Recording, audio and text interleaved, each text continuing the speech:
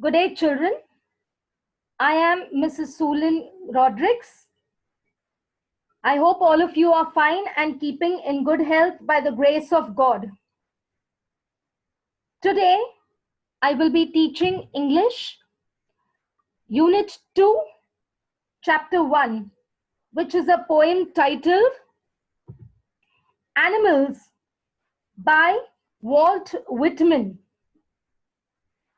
Walt Whitman was a noted American poet who revolutionized the way poetry was written.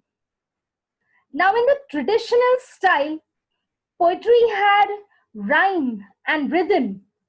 That is, poetry was always written using rhyming words and had a poetic meter or beats. But Walt Whitman introduced the free style of writing poetry, where you could express yourself any way you wanted to, even if lines did not rhyme or there was no rhythm. He was of the opinion that poetry should be an expression of your thoughts without giving much thought to whether the lines rhyme or not, etc. So he introduced this new style of writing poems, that is, the free verse style, where lines did not have to rhyme or they did not have any poetic meter. On the personal front, Walt Whitman did not like to conform to the norms of society or to the rules of society, because he felt that the more people followed these norms or rules and regulations, the bigger the hypocrites they were. This attitude or this belief of his is clearly reflected in this poem of his, where he says he would prefer being among animals rather than being with human beings, because human beings are pretentious and false, while animals remain true to their selves at all times. I will now read the entire poem once so that we can get a gist of what this poem is all about. Animals by Walt Whitman. I think I could turn and live with animals. They are so placid and self-contained. I stand and look at them long and long. They do not sweat and whine about their condition. They do not lie awake in the dark and weep for their sins. They do not make me sick discussing their duty to God. Not one is dissatisfied. Not one is demented with the mania of owning things. Not one kneels to another, nor to his kind that lived thousands of years ago. Not one is respectable or unhappy over the whole earth. So they show their relations to me, and I accept them. They bring me tokens of myself. They evince them plainly in their possession. I wonder where they get those tokens. Did I pass that way huge times ago and negligently drop them?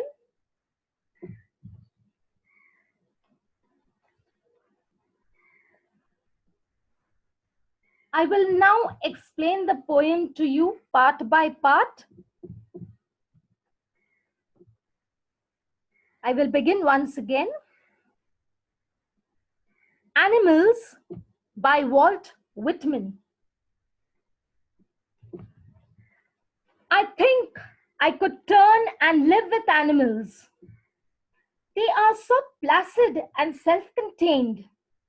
I stand and look at them long and long. The word turn over here means go back. The poet here is using the word turn to actually say that he wishes he could transform into an animal. The word placid means calm and collected, or not easily excited and upset. While the word self-contained means self-sufficient.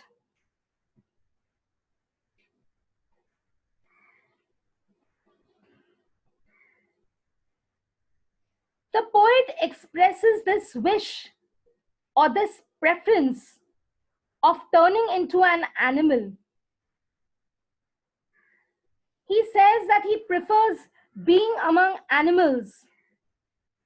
He says that the reason for this wish is that animals are so calm and composed. They don't get anxious and agitated like human beings. He says he can stand and observe them for hours and hours because they fascinate him, or rather, the qualities that they reveal to him fascinates him.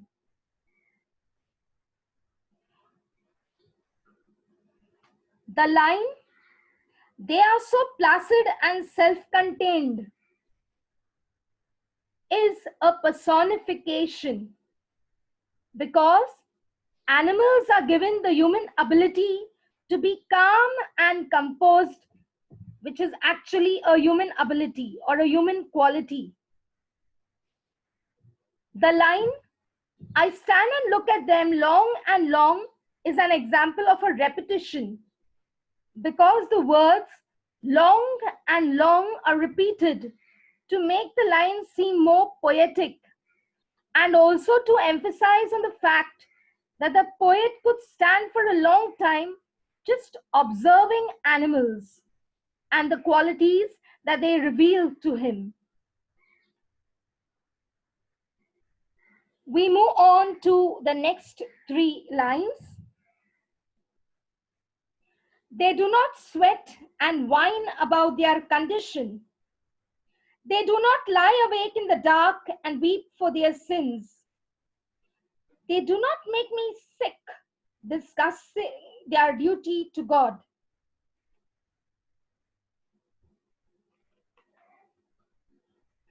Sweat over here means get worried or anxious. Whine is a high-pitched complaining sound. The phrase makes me sick means disgusts me. The poet says that animals don't feel sorry for themselves, nor do they get worried about their situation. They even don't complain about their situation.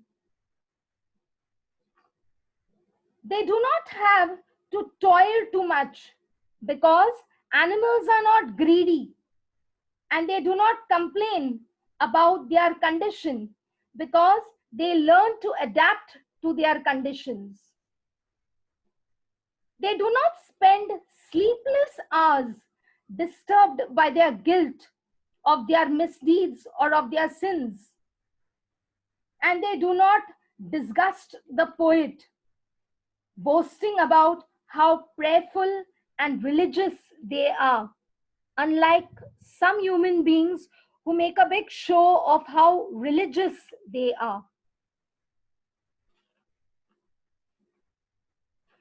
Now, in these three lines, the figure of speech that is predominant is the personification, because the poet has said that animals do not have these human qualities like complaining or lying awake or weeping or discussing things like human beings would do.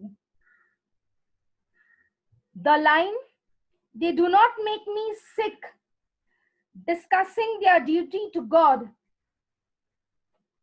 is also an alliteration because the sound of the letters B and M are repeated to create a poetic effect.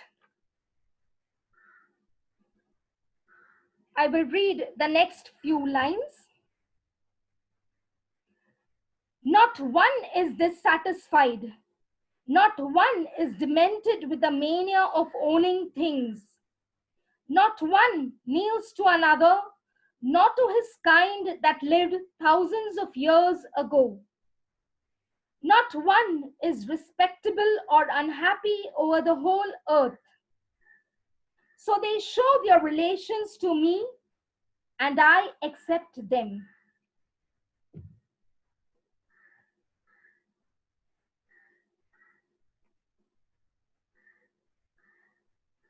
Now, in these lines, the words demented and mania both mean the same thing. That is, both mean mad or crazy. The phrase kneels to another means bows down to another or accepts others as superior to.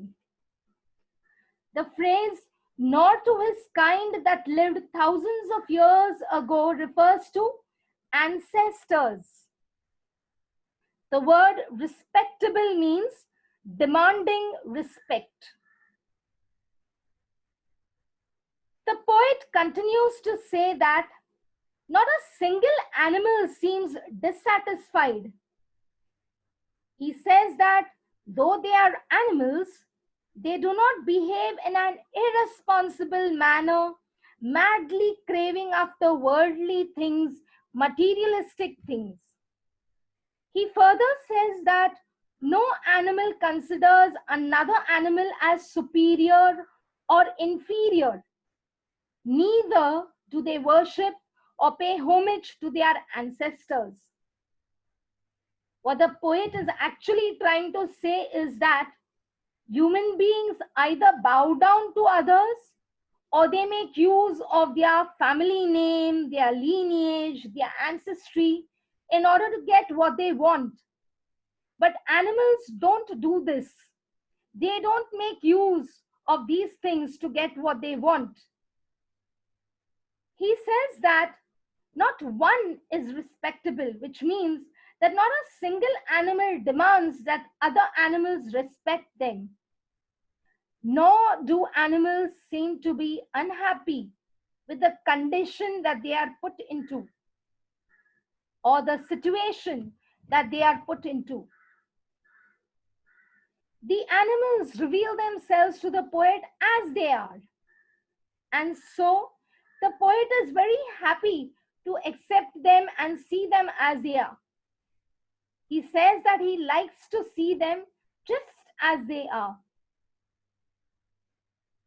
Now, in all these lines that I've just read, the words not one is repeated again and again to emphasize on the fact that every single animal always behaves in an unpretentious manner.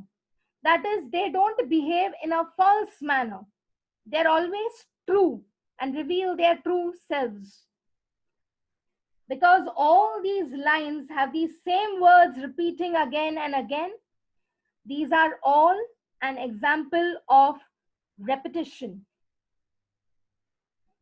The line, not one is demented with the mania of owning things, is an example of a tautology, because the words demented and mania mean the same thing, that is, mad or crazy. The line, not one is respectable or unhappy over the whole earth, is an example of a hyperbole, because it is an exaggerated statement which is made by the poet in order to put forth this point that animals are happy with their lot, with their condition.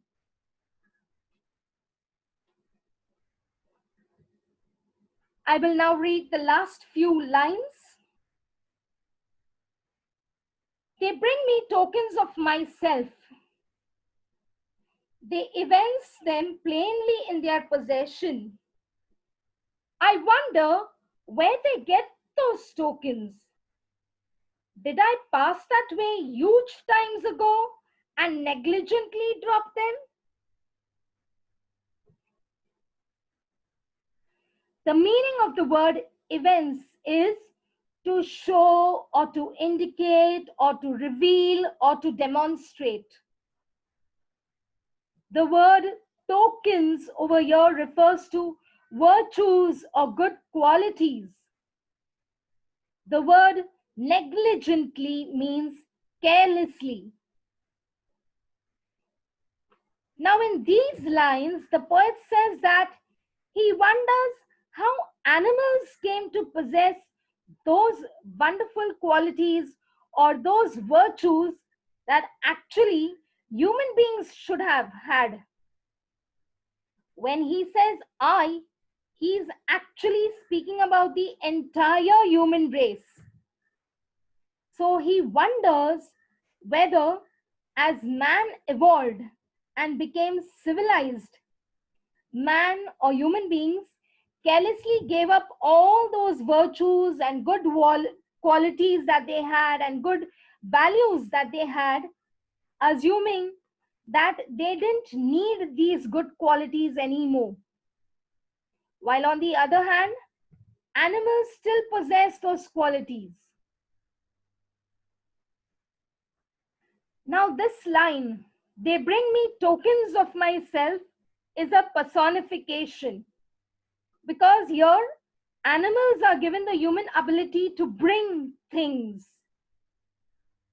The line, I wonder where they get those tokens, is an alliteration, as the sound of the letters W and th, that is th, are repeated in order to create a poetic effect.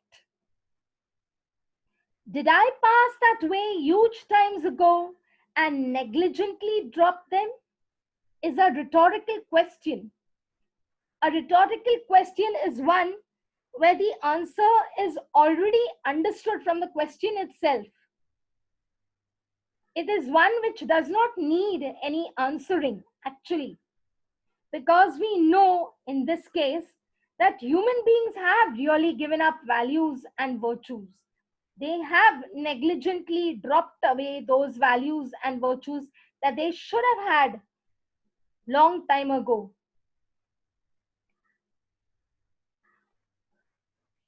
With this, I end this poem. Now, if you have noticed, in this entire poem, there are no rhyming words. That is, this poem does not have a rhyme scheme.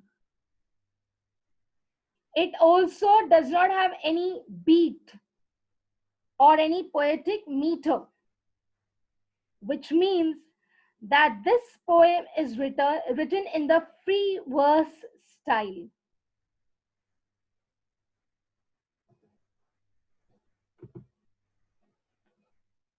Now, for your assignment, you will answer these questions in the book that you are maintaining for prose and poetry. Kindly make sure that you note down these questions in a very neat handwriting and you answer them.